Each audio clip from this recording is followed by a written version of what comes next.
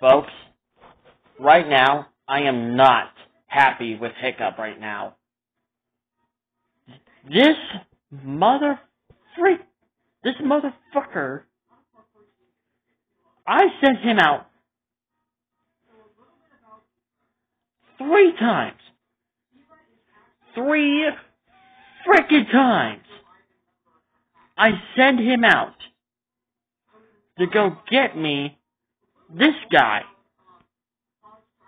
And he had the audacity to come back to Burke empty-handed. I am not pleased about this.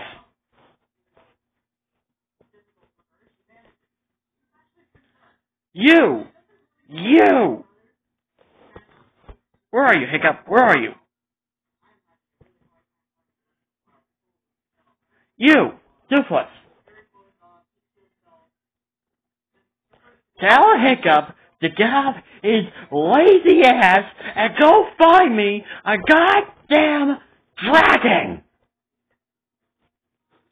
I am trying to grow the biggest dragon empire in history.